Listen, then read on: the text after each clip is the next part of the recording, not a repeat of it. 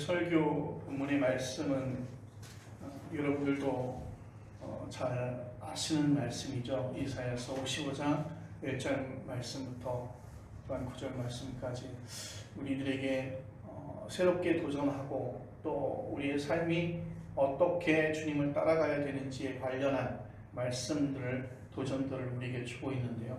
오늘 설교 본문이 55장 6절은 이렇게 시작합니다. 너희는 여호와를 만날 만한 때에 찾으라. 가까이 계실 때에 부르라. 이런 문장의 말씀을 듣게 되면 어떤 생각이 드실까?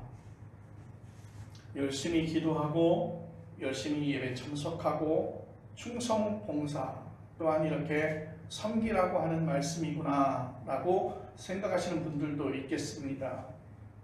또 그 말씀대로 살고 싶지만 육신이 약해서 우리의 현실이 따라주지 않는다고 생각할 수도 있습니다.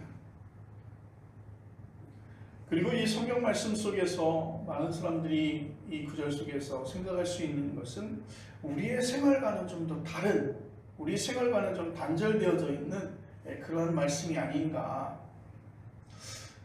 여호와를 어떻게 찾고 어떻게 부르라고 하는 것인지 이런 의문의 생각들을 갖게 됩니다. 제가 읽었던 책 가운데서 이 말씀을 듣고 이 구절의 말씀이 우리의 신앙의 수준을 결정하고 있는, 어느 수준에 다다르고 있는지에 대해서 표현할 수 있다고 이야기를 하고 있는 것을 보았습니다. 신앙에도 수준이 있다, 신앙에도 수준이 있다 그렇게 표현하는 말씀도 이렇게 들었는데 수준은 분명히 있을 것입니다. 피아노 연주를 해도 연주자의 어떤 수준이 있을 것이고 이 질문에 직접 대답하기 전에 우선 이사야 선지자가 이 말씀을 어떻게 선포했는지에 대해서 우리가 좀 알아야 될 것입니다. 여호와를 찾고 부르라고 하는 이사야의 말씀을 듣는 청중들은 편안한 상태가 아니었습니다. 바벨론 포로로 끌려와서 바벨론이라고 하는 나라 속에서 노예로 살고 있었던 유대 민족에게 이사야 선지자가 하신 말씀이죠. 587년 기원전 전후로 해서 몇 번에 걸쳐서 바벨론의 포로로 잡혀옵니다. 그리고 몇십 년을 지내고 있었던 상태죠. 이들은 나라가 망하기 전까지 조상 대대로 하나님을 잘 믿어보려고 애를 썼던 사람입니다. 그리고 하나님은 선민은 우리들을 특별하게 지켜주신다고 그렇게 믿고 살았던 사람들이죠. 그 하나님은 살아계셨고 그 하나님은 역사하시고 우리를 어떠한 어려움과 어떤 죽음의 그 깊은 골짜기에서도 우리를 지켜주실 것이라고 하는 그런 믿음을 가지고 있었던 위대한 민족이었습니다.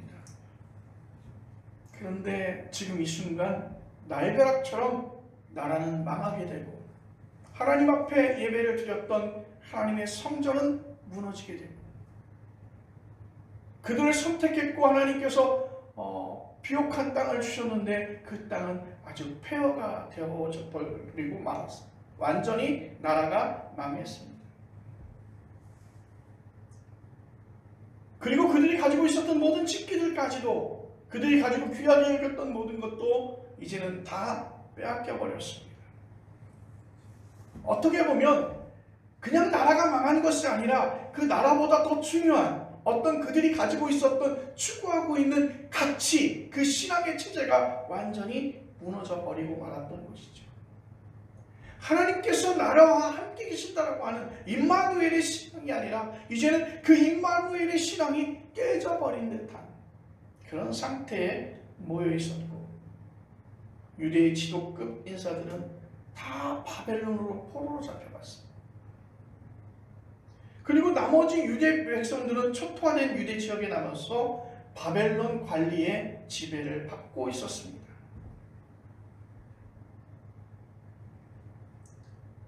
바벨론에 의해서 나라가 망한 후 우리 대한민국이 국권을 상실하고 일본에게 치욕적인 식민지 생활을 할 때 벌어졌던 일들을 생각하면 여러분들도 충분히 아실 것입니다.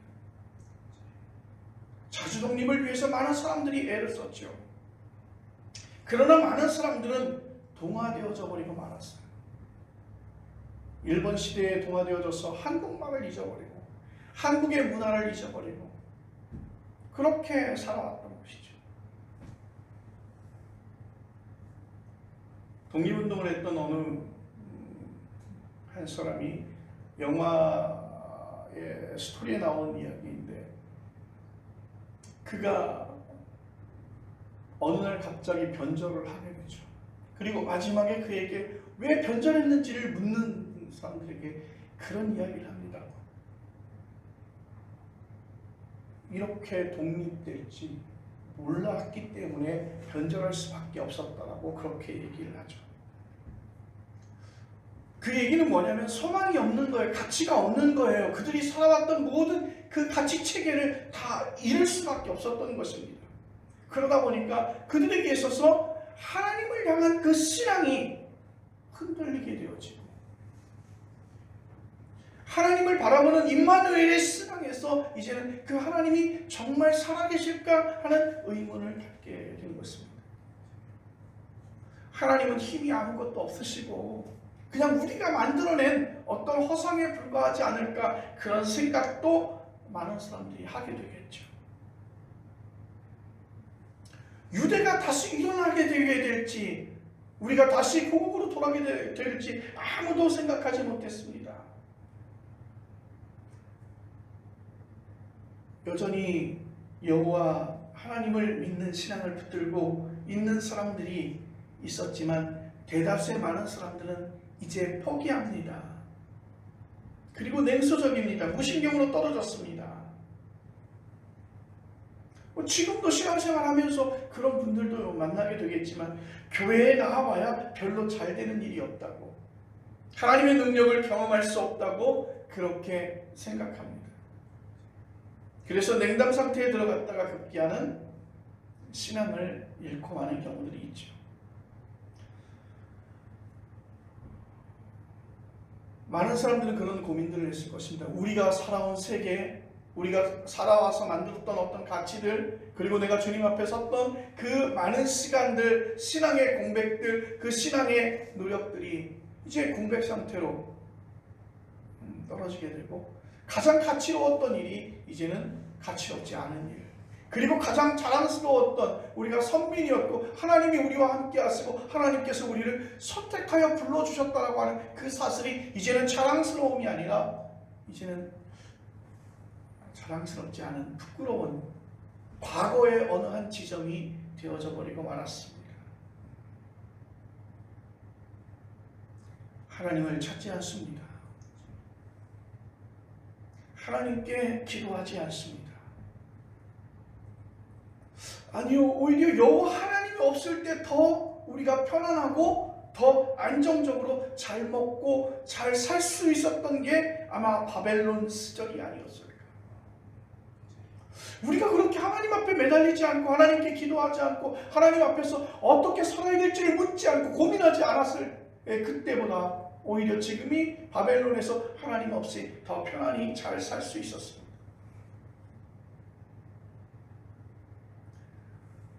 이때 이사야 선지자는 오늘 이 말씀을 합니다. 지금이 여호와를 만날 만할 때이고 여호와를 가까이 계실 때라고 생각합니다. 우리의 위기의 순간에, 우리가 어려움의 순간에 지금 바로 이사야는 유대인들을 어떻게 이야기했을까요? 이사야의 이 외침이 그 시대의 그 유대 민족에게는 매우 동의하기 어려웠을 것입니다. 이미 무기력하고 힘이 없는 하나님으로 판명을 받았는데 왜 우리가 지금 이시점에서 여호와를 찾고 여호와를 불러야 될까? 참 어처구니 없는 그런 이야기로 들렸을 것입니다. 어떤 프로축구팀 감독이 5년 동안 시합에서 한 번도 이기지 못하고 전패했다고 합시다. 그래서 축구팀이 해체되고 말았습니다. 그리고 선수들은 각각 다른 팀에 가서 축구 선수 생활을 합니다. 어느 정도 세월이 흐른 뒤에 옛날에 선수였던 한 사람이 나타나서 우리 기억하십니까? 5년 동안 한 번도 이겨보지 못한 우리 그 감독님 모시고 다시 우리 대표팀을 꾸리자고 주장합니다. 여러분 거기에 누가 동의하겠습니까? 지금도 잘 먹고 잘 사는데, 지금도 우리가 다른 축구팀에 가서 잘하고 있는데 또다시 한 번도 승리를 해보지 못했던 그 지도력이 이미 판명난 그 축구 감독을 다시 모시고 우리가 대표 생활을 하자고 하면 누가 그 말에 동의하겠습니까? 여러분 지금 이사야가 이 말하는 거예요. 이미 하나님께서 유대 민족에게 바벨론 포로 시기를 거쳐오면서 하나님은 이미 그들에게는 무능력한 그러한 하나님으로 읽혀졌다는 것이죠. 당신의 민족을 지키지도 못했고 이 포로 생활을 하고 있는데 이 마당에 그를 다시 찾고 부를 수 있을까? 납득하기 어려운 주장이지요.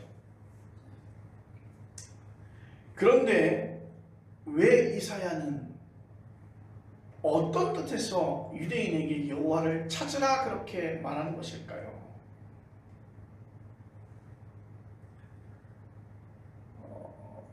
새롭게 부상하고 있는 신흥 제국 페르시아가 바벨론을 결국 패망시키고 유대가 다시 독립국가가 될 수 있다고 생각할 수도 있었을 것입니다. 정치, 경제, 사회 이 모든 것에 대해서 살펴보면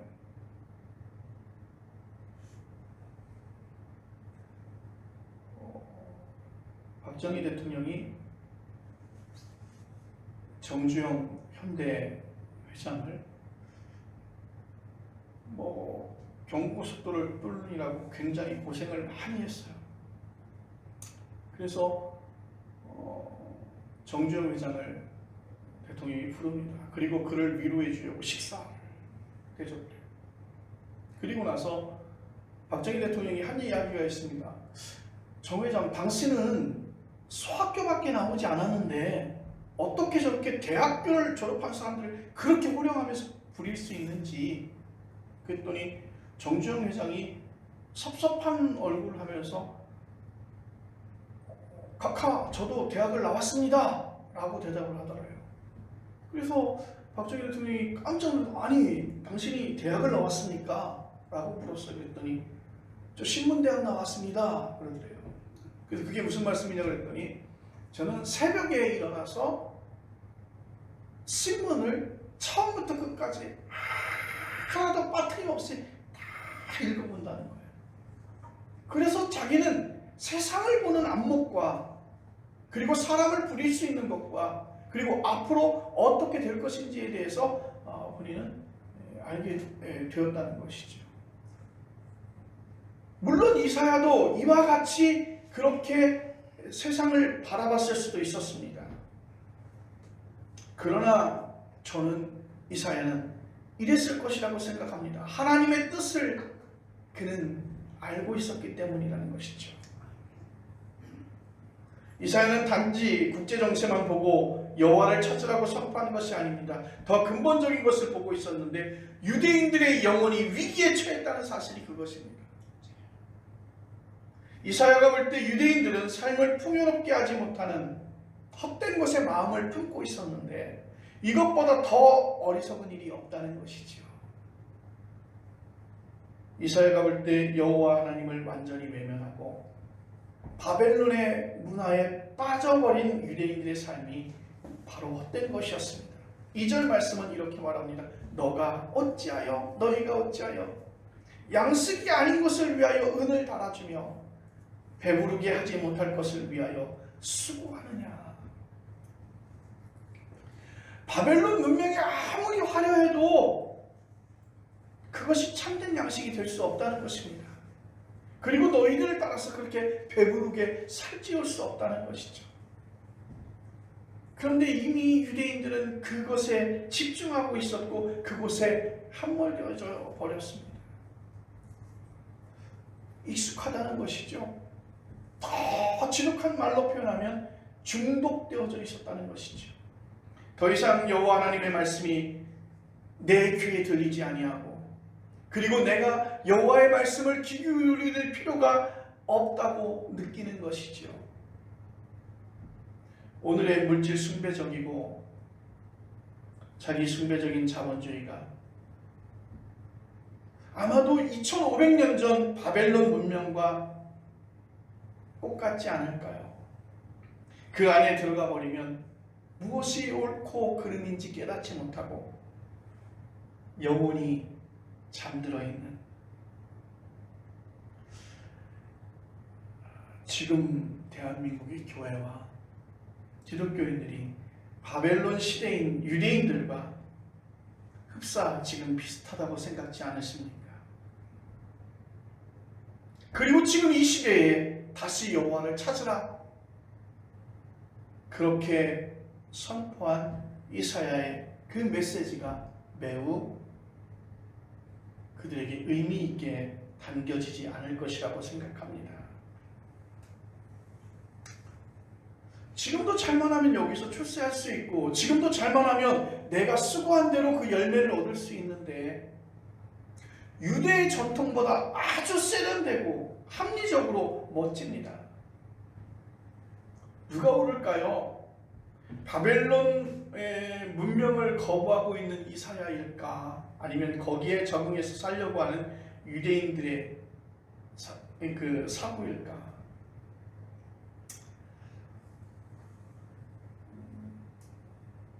우리가 매 순간 하나님의 뜻을, 즉 옳은 것을 인식하고 판단하고 그 뜻을 따르기로 결단하기는 정말 어렵습니다. 지난 구약의 역사가 그랬고 신약의 역사도 마찬가지였습니다. 예수님의 길을 당시에 인정한 사람은 거의 없었습니다. 사도 바울의 길도 마찬가지였습니다. 지난 기독교 역사에서도 하나님의 뜻이라고 생각한 것이 잘못된 것으로 나타나는 일이 많이 있습니다. 종교전쟁인 십자군 전쟁은 분명한 잘못이었고, 갈릴레오와 같은 과학자들에 대한 종교재판도 잘못이었고, 마틴 루터에 대한 종교재판도 매우 비합리적이었습니다. 종교교육 당시에도 면죄부까지 교회 이름으로 팔았죠. 이것이 왜 잘못인지를 깨닫는 사람은 많지 않았습니다. 그런데 이때에 이들의 인식과 이들의 사고와 그 모든 것을 깨우쳐주는 자가 있었는데, 그것이 바로 선지자들입니다. 우리의 선지자 전통에선 그 말씀들을 깨닫고 그 흐름에 우리가 변화할 수 있도록 깨닫는 음성을 들려주어야 될 것입니다. 하나님의 뜻을 인식하는 게 어려운 이유는 하나님의 생각이 우리와 다르기 때문이라고 말씀하고 있습니다. 이사야서 55장 8절로 9절 말씀. 이는 내 생각이 너희의 생각과 다르며 내 길은 너희의 길과 다름이니라. 이는 하늘이 땅보다 높음 같이 내 길은 너희의 길보다 높으며 내 생각은 너희의 생각보다 높음이니라. 하나님의 뜻을 인식하는 게 매우 어렵고 우리가 그것을 판단하기 어려운 이유는 하나님의 생각이 우리의 생각과는 다르다는 것입니다. 오늘 이 말씀을 보면 평생 동안 신앙생활하고 평생 동안 교회를 떠나지 않고 하나님 앞에서 열심히 그 기독교의 영성을 가지고 살아왔는데 하나님이 우리의 뜻과 다르다. 이해하기 어렵지만 여러분, 사람들은요 만들어진 피조물로 자기의 생각으로 살아갑니다. 여러분, 나이가 먹으면 좀 더 온화해지나요? 그렇지 않습니다. 나이가 들면요 자기 독단과 자기 확신, 자기 연민이 매우 강하게 들어오죠. 나이가 들수록 사람들의 말을 잘 들으려 하지 않습니다. 이것이 일반적인 상황이죠.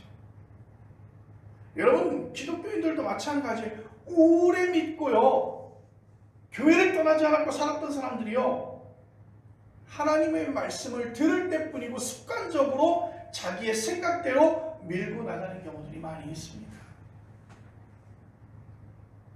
여러분 구분되십니까? 참된 신앙과 광신을 여러분 구분하기 쉽습니까?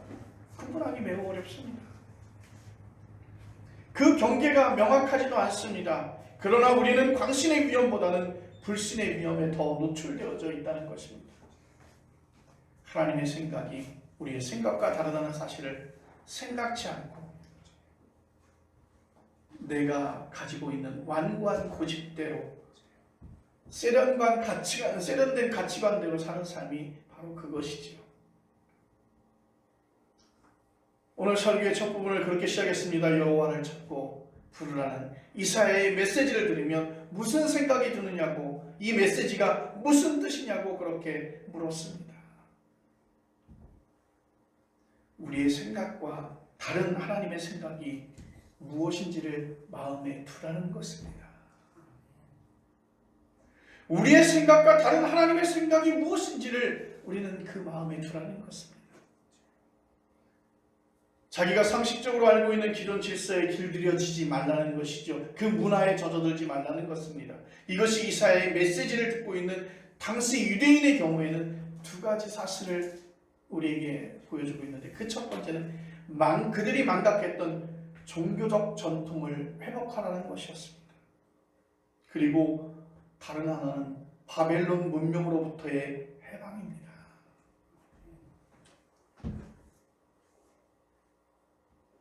현실적으로 보면 당장 바벨론의 모든 체제로부터 벗어날 수 없죠. 여러분, 그 벗어나려면 어떻게 학교도 그만둬야 되고 직장도 때려치워야 되고 모든 소유를 내가 다 포기해야 되는 것과 같습니다. 여러분, 그럼에도 불구하고 그런 바벨론 문명과 체제의 억압과 유혹으로부터 벗어나야 된다고 하는 것을 기억해야 할 줄로 믿습니다. 우선적으로 필요한 것은 종교적 전통을 회복하는 것이죠. 어려운 건 아니에요. 하나님 앞에 예배하는 거예요. 하나님 앞에 예배하는 것이 종교적 전통을 회복하는 것입니다.